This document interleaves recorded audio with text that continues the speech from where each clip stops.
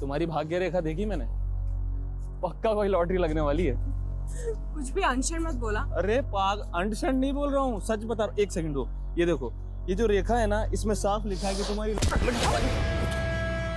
वे बहुत तेज चल रहा है। हीरो समझते अपने आप को? कौन है भाई आप? बताओ तुझे कौन हूं मैं? क्या कर रहे हैं? क्यों? शादी मुझसे कर रही है, मजे इसके साथ कर रही है। शादी? क्या बोल रहा है रेनू ये? झंडू शादी मंगेतर है मेरी, अगर इसके आसपास भी दिखा ना तो तोड़ दूंगा। चल भाग जा, भाग जा। चल घर ड्रॉप कर देता हूं, चल ऑटो। इसमें रोने की क्या बात है रेणु? सही तो कहा आकाश ने, तेरा होने वाला पति है वो। अगर तुझे इस तरह से सड़क पर किसी के साथ हंसते बोलते देखेगा तो गुस्सा तो आएगा उसे। पापा आप उसकी साइड ले रहे हैं? मैं किसी की साइड नहीं ले रहा हूं, मैं हकीकत की बात कर रहा हूं। और अब तू ये ऐसे छोटी छोटी बातों पे आंसू बहाना बंद कर। तू तो शादी करके चली जाएगी, तेरे बाद मुझे रागनी के लिए भी तो लड़का देखना है। पापा लेकिन उसने तेरा दुखड़े सुनने का वक्त नहीं है मेरे पास। अब जैसा आकाश कहे वैसा ही कर तू, मेरे पर शिकायत नहीं आनी चाहिए। हाँ, और सुन, अभी फोन कर आकाश को और माफी मांग अभी।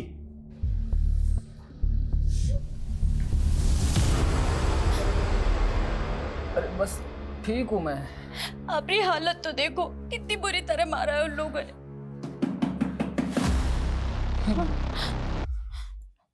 मैं नहीं नहीं नहीं, मत जाऊं।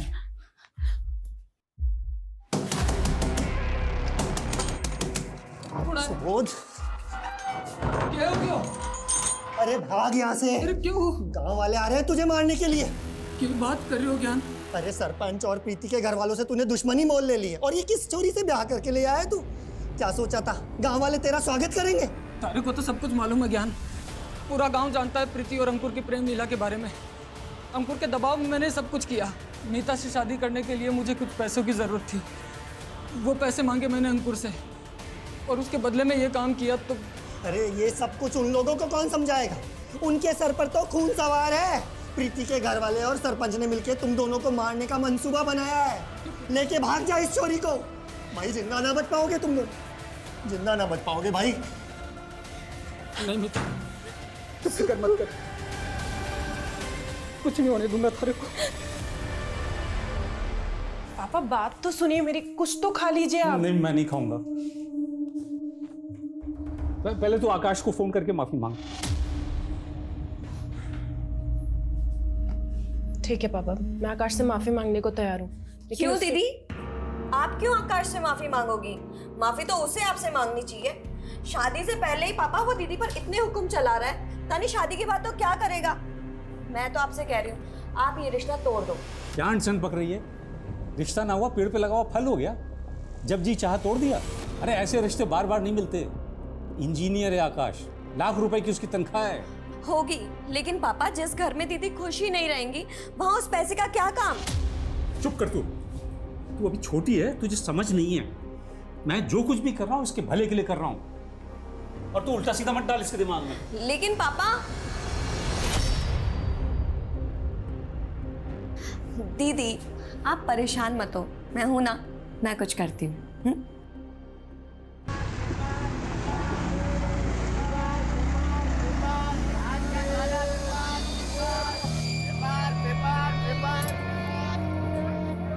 लो भैया, क्या देख रही है? गांव से बहुत दूर है हम, कोई नहीं आएगा। चल एक काम कर, तू यहाँ बैठ, मैं टिकट लेकर आता हूँ। हाँ ये फोन में पैसे भी भरवा लाना। ठीक है, तू बैठ, मैं आता हूँ। हाँ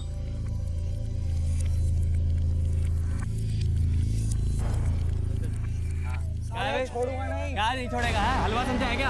आपकी वाला हाथ लगा के दिखा तो मेरे को, सारा मेरे को धक्का दे रहा। मेरा मोबाइल चुराता है, मेरा मोबाइल चुराता है, मेरा मोबाइल चुराता है।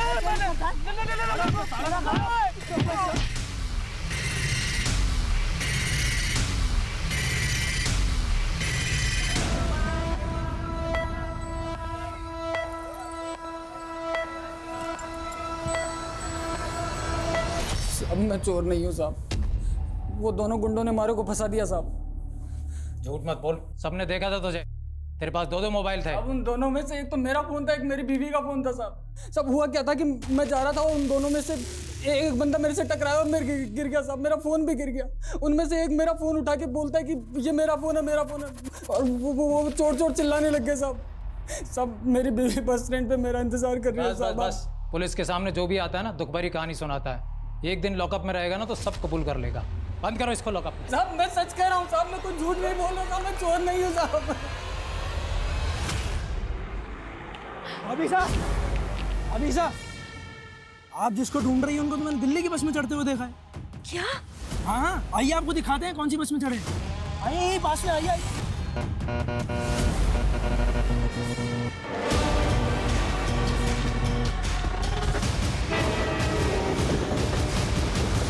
होगी मुझे पता है, लेकिन तुम भी मुझसे बहुत बहस करती हो। काम करो, तुम मुझे सॉरी बोल दो, ठीक है? सब कुछ यहीं पे खत्म करते हैं। आकाश I'm sorry, It's okay, आगे से लेकिन मैं तुमसे शादी नहीं कर सकती। मैं किसी और से प्यार करती हूँ। आकाश, यहाँ पे तमाशा मत करो। तमाशा तुमने देखा ही है। मैं तुम्हें अपनी बीवी मान चुका हूँ, इतनी आसानी से नहीं जाने दूंगा। किसकी वजह से मुझे छोड़ रही हो? इस चंदू की वजह से काट के लाके रख दूंगा मैं। आकाश, जबरदस्ती तुम मुझे हासिल नहीं कर सकती। अच्छा यही होगा कि मुझे भूल जाओ। प्लीज मुझे मेरी जिंदगी अच्छे से जीने दो।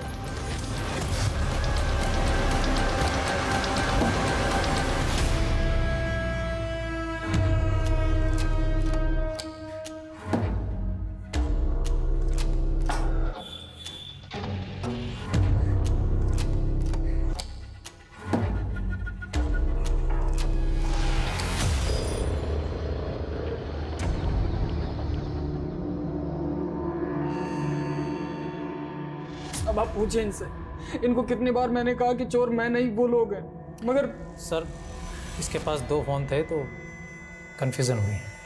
फिलहाल जाओ तुम। Sorry sir. सब हमारी बीवी साहब। तुम शांत हो जाओ, बैठो,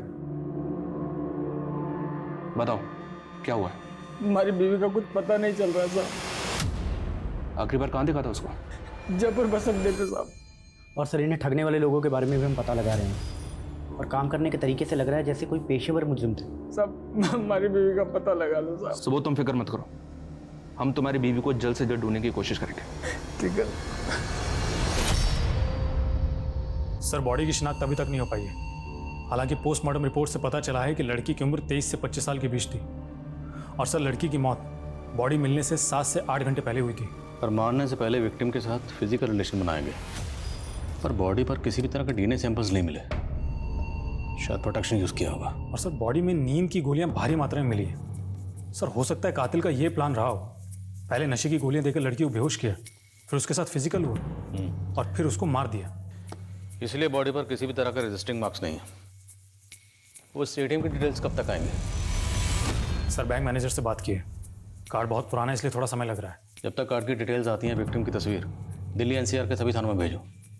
शायद कहीं कोई मिसिंग कंप्लेंट फाइल हुई हो। और इस टैटू को आसपास के जितने भी टैटू पार्लर्स हैं सब जगह दिखाओ। और विक्टिम की तस्वीर सभी लोकल न्यूज़पेपर में दो। शायद कोई शिनाख्त के लिए आ गई। दीदी, आकाश से शादी ना करने का डिसीजन आपका एकदम सही है, लेकिन आप मेरी बात मानो तो अभी भी। रागिनी, मैं जानती हूँ तुझे मेरी फिक्र है, पर तुझे अब मेरी फिक्र करने की कोई ज़रूरत नहीं। अब मैंने तय कर लिया, मैं डर के नहीं जीने वाली। और वैसे भी अब मेरी ज़िंदगी में कोई और आ गया। कौन है वो? और कहीं उसी की वजह से तो तुमने संजीव को रिजेक्ट नहीं किया था? सच बताओ दी। संजीव आई एम सॉरी, मैं जानती हूँ कि मुझे ये सब कुछ पहले ही बता देना चाहिए था, लेकिन मैं क्या करती, मेरे फादर बहुत स्ट्रिक्ट हैं। संजीव, मेरे कहने से शादी नहीं रुकेगी, सिर्फ तुम ही शादी को रोक सकते हो। प्लीज़ मुझे रिजेक्ट कर दो। ठीक है, मैं मना कर दूंगा। रेनू दी, उस दिन भी तुमने एक झूठी कहानी बनाकर इतना अच्छा लड़का हाथ से गवा दिया। तुझे संजीव की इतनी फिक्र क्यों हो रही है? टॉपिक मत बदलो दी। ये बताओ कोई लड़का है भी या नहीं, या फिर तुम इस बार भी कोई झूठी कहानी बना रही हो? दी, बताओ ना कौन है वो। सही वक्त आने पर सब बता दूंगी। सर जो एटीएम कार्ड हमें जंगल में मिला था, बैंक मैनेजर का कहना है कि वो एटीएम कार्ड झारखंड के भभुआ के रहने वाले एक आदमी का है। सर हो सकता है वो औरत भी झारखंड की हो। मुमकिन है। तो एक काम करो, तुम झारखंड के लिए निकलो, मैं झारखंड पुलिस को इन्फॉर्म करता हूँ।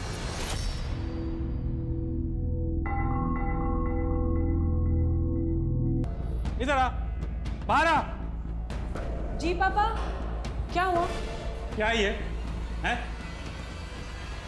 राजेश कौन है ये? पापा, राजेश मेरे पति का नाम है। क्या? तूने सच में शादी कर ली? कोई शादी वादी नहीं हुआ है अंकल। कह तो रहा हूं आपसे, सर्टिफिकेट नकली है ना? नहीं पापा, ये सर्टिफिकेट एकदम सच है। मेरी वाकई में शादी हो गई है। क्या है ये? अंकल आप दुखी मत हो, देखो आप शादी की तैयारी करो, मैं हूं ना, इसे तो मैं संभाल लूंगा। तो जैसे गुंडे से कभी शादी नहीं करूंगी। निकल जा मेरे घर से, बाहर निकल जा, बाहर जा। अंकल, तेरी शादी आकाश से ही होगी।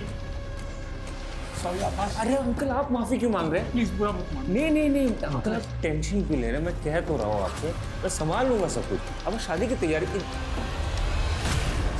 क्या कर रही है रेणु? मुझे मारेगी? मार।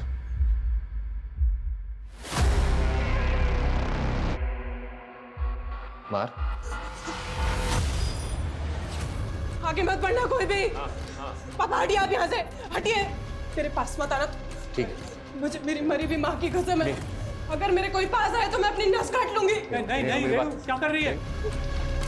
रेणु कहाँ जा रही है? पापा आप मुझे कभी समझ ही नहीं पाए।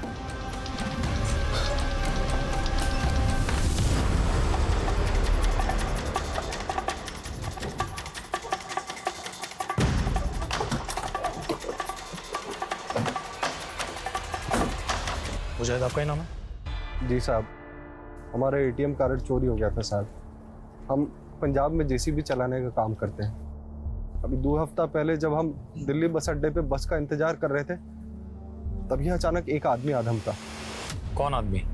साहब हम बस का राह देख रहे थे, तो आदमी हमसे आकर बोला कि हम भी झारखंड जाने वाले हैं। साहब वो हमसे बतियाने लगा, हमें बाथरूम जाना था, तो हमसे कहने लगा कि हम संभाल लेंगे तुम्हारा सामान। हमने भरोसा कर लिया साहब उस पर और लौट गए। जब वहाँ लौट कर वापस आए तो ना तो वो आदमी वहाँ पर था, ना हमारा सामान। और उसी बैग में तुम्हारा एटीएम कार्ड भी था? अरे एटीएम कार्ड का साहब, हमारा पर्स, हमारा मोबाइल, पैसा, कपड़ा लत्ता सब कुछ उसी में था। मुझे तुम्हारा फोन भी चोरी हुआ था ना? जी साहब। उसका IMEI नंबर है तुम्हारे पास?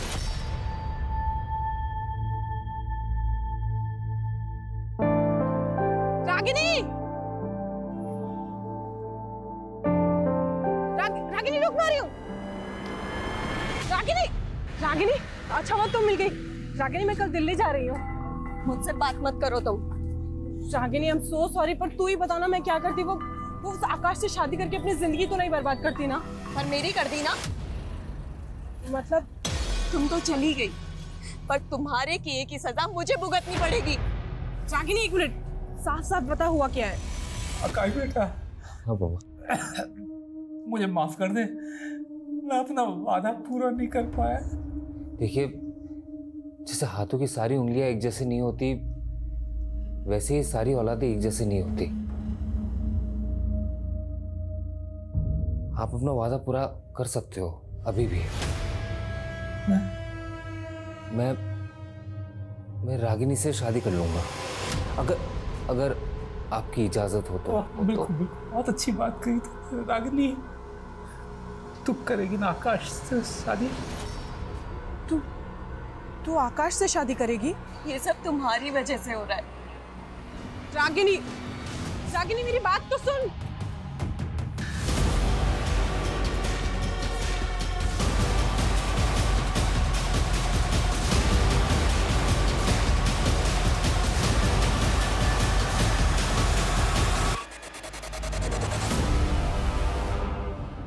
सर मुजाहिद का जो फ़ोन चोरी हुआ था उसको सर्विलेंस पे डाल दिया है। अगर कोई दूसरा सिम एक्टिव हुआ तो पता चल जाएगा। सर विक्टिम की बॉडी का क्या करना है? डॉक्टर का कहना है कि बॉडी तेज़ी से गल रही है। डॉक्टर से बॉडी का डीएनए प्रिजर्व करने के लिए कहा और उसके बाद अंतिम संस्कार करवा दो। और विक्टिम की तस्वीरें दी थी अखबार में, उससे भी कुछ पता नहीं चला? सर फिलहाल तो नहीं।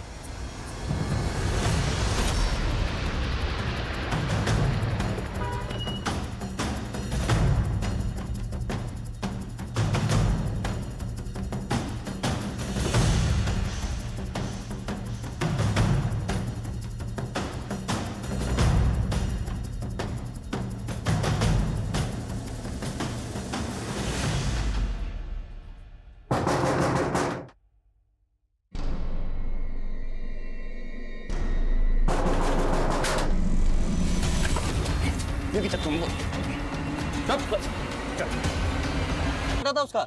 ये हाँ सुबोध नाम था ना उनका। हाँ, पर ये मारे को अकेला छोड़कर कैसे जा सकते हैं? भाई साहब, मारे को अभी दिल्ली जाना है। भाभी साहब आज तो कोई बस है नहीं, कल जरूर मिल जाएगी दिल्ली की बस आपको, कल चले जाना। पर मैंने तो अभी जाना है। आप फिक्र मत करो, आपको दिल्ली जाना है। शाम को यहाँ से टैक्सी जाएगी, वो मेरा दोस्त ही है, छुड़वा देते हैं आपको। वो बोली थी, आसानी से मेरी बातों में भी आ गई। नहीं अच्छा दोस्त है। छोड़ो, मैंने कुछ नहीं किया। अरे छोड़ो। आवाज में कौन था हमें नहीं मालूम। मैंने उसकी गाड़ी का नंबर का फोटो लेने की भी कोशिश करी, लेकिन नंबर साफ नहीं था साहब। साहब मानते हैं कि हमने उस लड़की को बेचने का प्लान बनाया था, लेकिन वो आदमी उसको किडनैप करके ले गए और कहाँ लेके गए साहब हमें नहीं पता साहब। नहीं मालूम साहब, हम सच बोल रहे हैं साहब। लेकिन हमें पता है कि तुम दोनों के मुंह से सच कैसे उगलवाना है। साहब मीता को अगवा किसने और क्यों किया था ये अब तक पता नहीं चला था। अनुज के मुताबिक मीता को अगवा करने वाला शख्स नकाबपोश था, लेकिन क्या अनुज जैसे शातिर अपराधी की बात पर यकीन किया जा सकता है? दूसरी ओर रेनू और रागिनी, इन दोनों बहनों की कहानी से भी पर्दा उठना अभी बाकी है। या चांदनी, थैंक यू सो मच। तुम नहीं होती ना अगर, तो ये जॉब मुझे कभी नहीं मिल पाती। कितनी बार थैंक्स बोलेगी? दोस्त भी बोलती है और थैंक्स भी बोलती है। चल मेरा घर आ गया, कल मिलते हैं। Okay bye bye bye.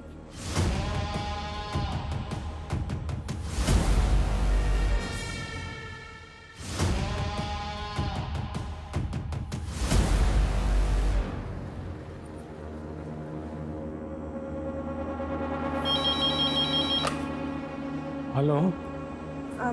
Hello पापा, मैं रेनू। आस पड़ोस में या कहीं और? मीता की तो नहीं साहब, लेकिन हमारी दुश्मनी है सब हमारा गांव में।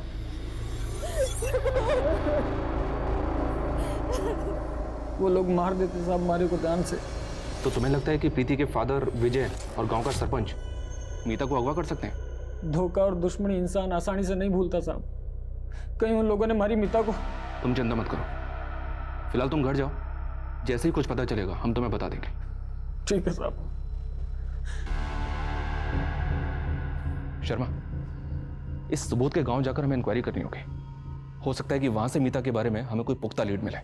साहब, इंसान को पहचानने में मात खा गया मैं। वो आकाश जिसे मैंने अपने बच्चों से ज्यादा माना, कातिल निकला। पापा, पुलिस ढूंढ रही है उसे, और अच्छा ही हुआ कि रेनू दीदी हम सबको छोड़कर चली गई, वरना उनकी जिंदगी तो बर्बाद हो जाती।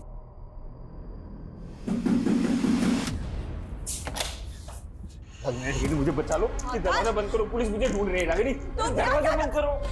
निकलो यहाँ से। रागिनी, मैं कह तो रहा हूँ, पुलिस मुझे ढूंढ रही है। आकाश, निकलो यहाँ से। क्या बकवास कर रही हो? तुम मेरी होने वाली बीवी हो। मेरा तुमसे कोई रिश्ता नहीं है, चलो निकलो यहाँ से। निकलो। वो ठीक करिए, तुम्हारा उससे अब कोई रिश्ता नहीं है। तेरा भी पल निकल आया क्या? छोड़ो पापा को, आकाश छोड़ो। मैं इस घर से नहीं जाऊंगा। मैं भी देखता हूँ कौन मुझे तो इस घर में नहीं रह सकता। मैं भी देखता हूँ कौन बाहर जा। यहाँ मत नहीं रह सकता। निकलो यहाँ से, वरना जान से मारा। निकलो यहाँ से। छोड़ूंगा नहीं तुझे।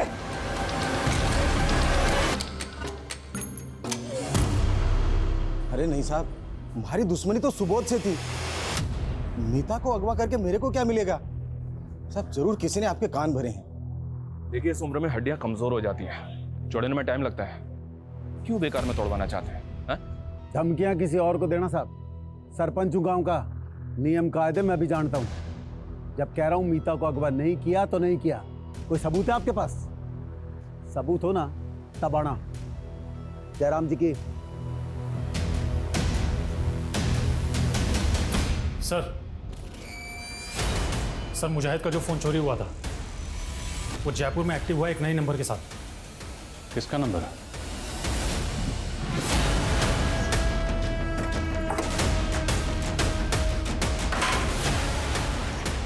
शुभम। हाँ। अरे लेकिन लेके चलो सर। अरे मैंने किया क्या है? लेकिन मारे को मत मारो साहब जी, मैं सब बता रहा हूँ। आपने मैंने वो फोन एक मोबाइल की दुकान से खरीदा था। वो आदमी सेकंड हैंड फोन बेचता है। वो फोन तुमने कौन सी दुकान से खरीदा था? अरे चल निकाल। क्या होगा साहब? अरे बादशाह है। मैं बताता हूँ।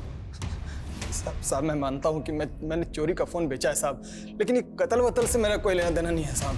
किसको बेचा? अरे साहब दिन में 10 लोग आते हैं, 10 फोन बेचता हूं। 10 लोगों के चेहरे याद कर और बता किस किस को बेचा था। तेरी दुकान में सीसीटीवी तो है ना?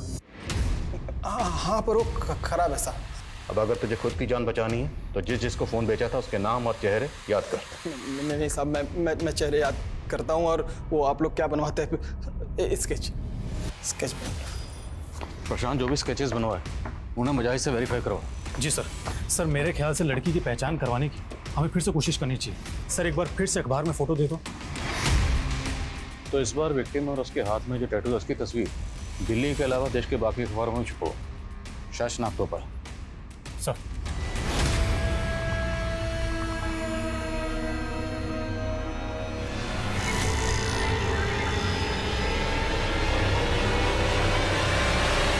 सर प्रशांत के बनाए स्केचेस में से एक स्केच को मुजाहिद ने आइडेंटिफाई कर लिया है। ये रहा वो स्केच और इसे उठा लिया है।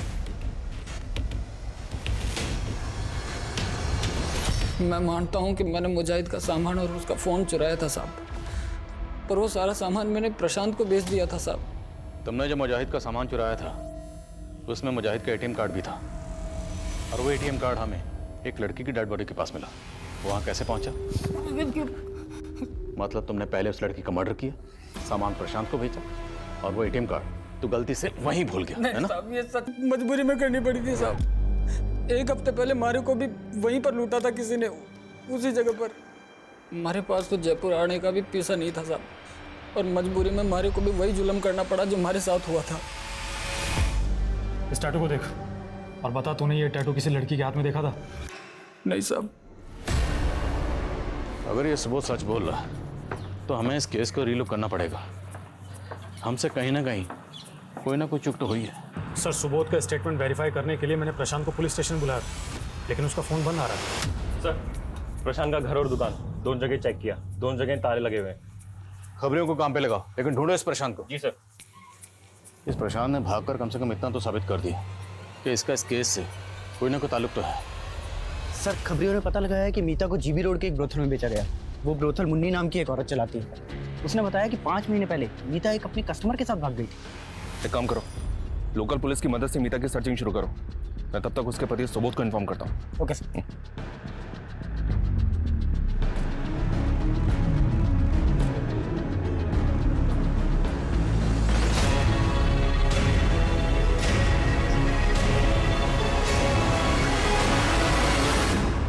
मेरी बेटी रागनी ही है, उसके हाथ में ही ऐसा टैटू बना था।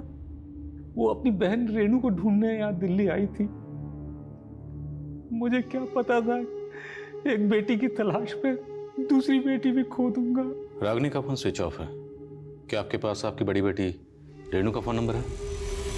मुझे उसका पुराना नंबर याद है। नंबर बताइए। सर रेणु का फोन स्विच ऑफ आ रहा है, लेकिन मोबाइल कंपनी से पता चला है कि उसने नंबर लेने के लिए इलेक्ट्रिसिटी बिल सबमिट किया था, जिस पर फरीदाबाद का एड्रेस है। फरीदाबाद? जी सर। सर जब वहाँ पहुँचे तो मालूम चला कि रेणु फरीदाबाद से जयपुर जा चुकी है।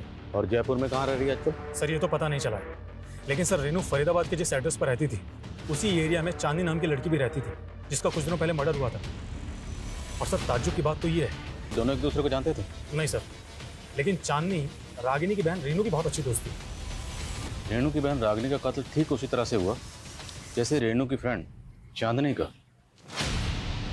माजरा क्या है? Sir come sir Ragini call records. Sir call records में एक नंबर ऐसा मिला है जिससे रागिनी रेगुलरली टच में थी। किसका नंबर है? सर नंबर तो फेक डॉक्यूमेंट से कर लिया गया है, लेकिन जिस फ़ोन में ये नंबर यूज़ हो रहा था वो डबल सिम स्लॉट वाला फ़ोन है। तो जाहिर सी बात है इस दूसरे सिम के डॉक्यूमेंट्स भी फेक ही होंगे। जी हाँ सर, लेकिन सर इंटरेस्टिंग बात तो ये है कि ये जो दूसरा सिम कार्ड है ये किसी और फ़ोन में एक्टिव था। ये हमारा पहला फ़ोन है जो कि डबल सिम स्लॉट वाला है।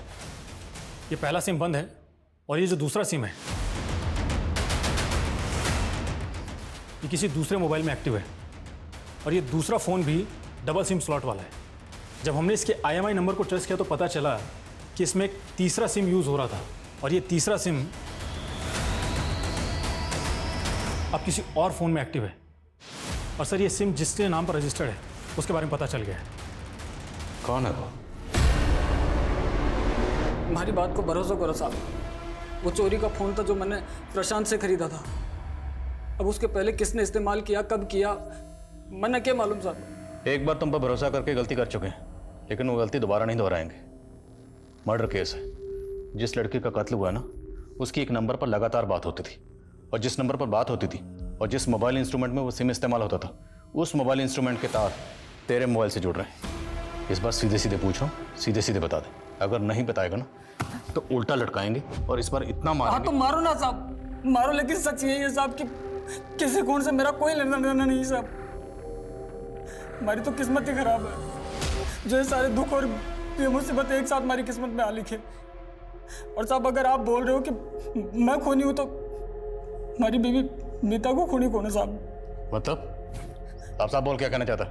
साहब मेरी बीवी मीता का खून हो गया था साहब और मैंने जयपुर थाने में रिपोर्ट भी लिखवाई है। आप चाहो तो पता कर लो। तो बहुत बुरी खबर है तुम्हारे लिए। तुम्हारी बीवी मीता को दिल्ली में एक कोठे पर बेचा गया था। हम उसे ढूंढ ही रहे थे कि हमें उसकी ये फोटो मिली। पानीपत में उसकी लाश मिली हमें। किसी ने उसका गला दबा के मार दिया था उसे। सर मुझे नहीं लगता सुबोध खूनी हो सकता है। मैंने पता किया है, इसकी वाइफ का मर्डर हुआ था और ये बात सच है। हालांकि चांसेस कम है पर फिर भी क्वेश्चनिंग करते रहो। प्रशांत के बारे में कुछ पता चला?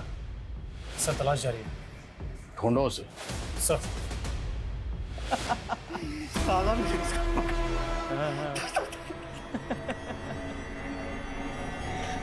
साले वर्दी दे पक गया होगा। साला क्या बात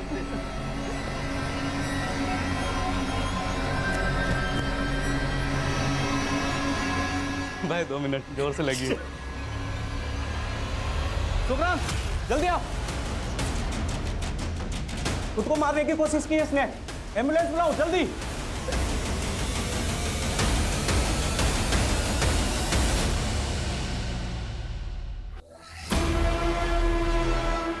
हेलो, हाँ मैं हॉस्पिटल में हूँ।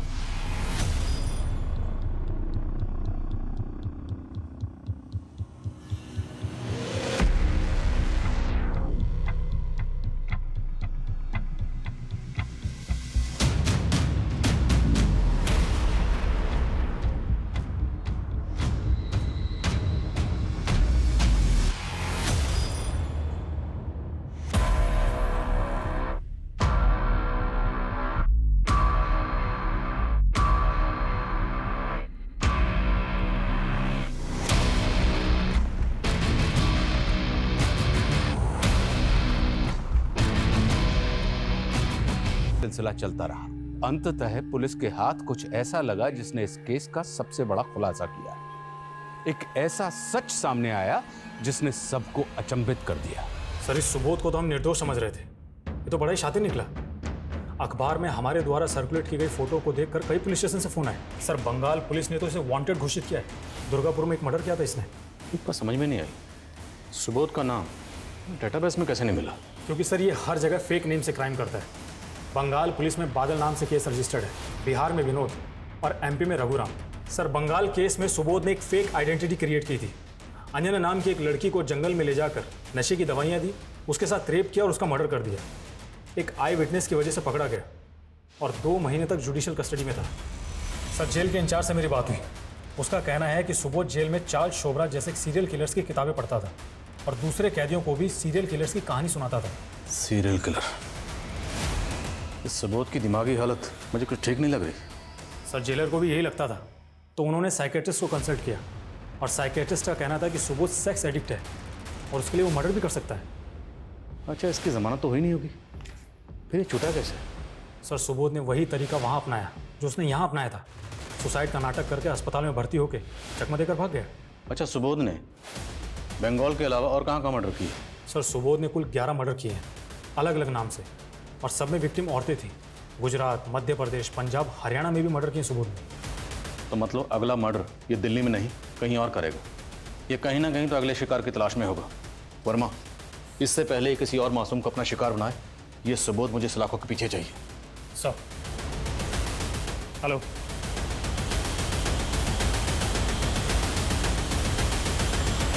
सर, वो रूम नंबर 11 में है।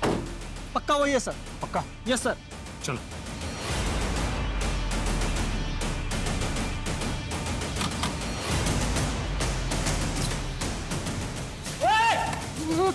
सुबोध, बहुत घुमा लिया तूने हमें, अब पुलिस स्टेशन चलने का समय आ गया। लेके चलो इसे। खूब दौड़ाया ना आप लोगों को, लेकिन अब और परेशान नहीं करूंगा, बता दूंगा सब कुछ। हमारी मीता, जिसको उन कमीनों ने धंधे पर बैठा दिया था, आपको तो पता ही चला होगा ना? पता है हमें। हमारी बीवी मीता अपने किसी कस्टमर के साथ भाग गई थी। अरे वो कस्टमर में ही तो था, पहले भगा के ले गया उसे और मार दिया। फिर क्यों मारा मीता को? मैली हो गई थी ना साहब। मीता की मौत के बाद मानो मन नया जन्म मिल गया हो। सालों तक लोगों ने सताया हमारे को, पर अब हमारी बारी थी। रेणु कहाँ? यही दिल्ली के त्रिनगर में शादी की थी उससे मैंने। और रेणु की बहन रागिनी, उसे क्यों मारा? रेणु के साथ उसे मार्केट में देखा था मैंने। रागिनी बड़ी पसंद आई थी मैंने, लेकिन यहाँ पर किस लिए? यहीं से जाना पड़ेगा, वो पूरा घूम के जाएंगे तो टाइम लग जाएगा ना।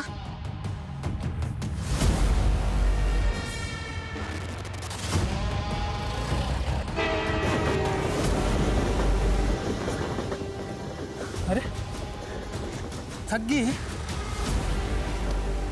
एक काम कर। और कितना दूर जाना है? ये जूस पी ले, पी ले, पी ले। और पी ले।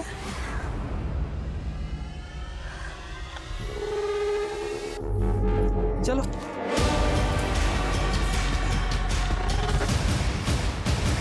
खूब पढ़ता था मैं जेल में, और इतना ही नहीं, प्रोटेक्शन यूज करता था हर बार, ताकि आप लोगों को कोई सबूत ना मिले।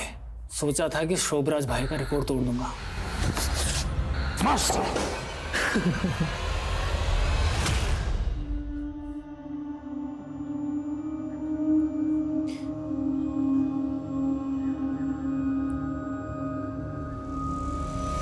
सुबोध ने अपने स्टेटमेंट में जो खुलासे किए थे वो काफी चौंका देने वाले थे। सुबोध एक कुख्यात अपराधी के किस्सों और कारनामों से काफी प्रभावित था। उस अपराधी को वो अपना आदर्श, अपना रोल मॉडल मानने लगा था और उसके जैसा बनने की सनक में वो ठीक उसी अंदाज में अपराध किया करता था।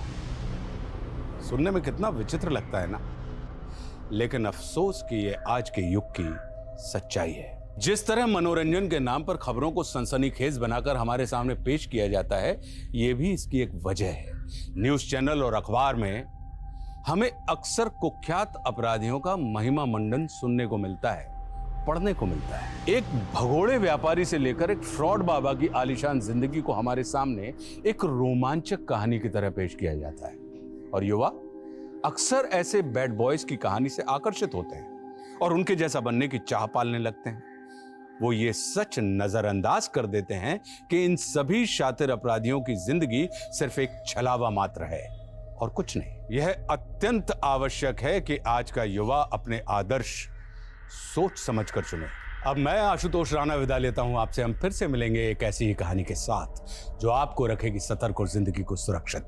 तब तक अपना और अपने परिवार का ख्याल रखिए और देखते रहिए क्राइम पेट्रोल सतर्क।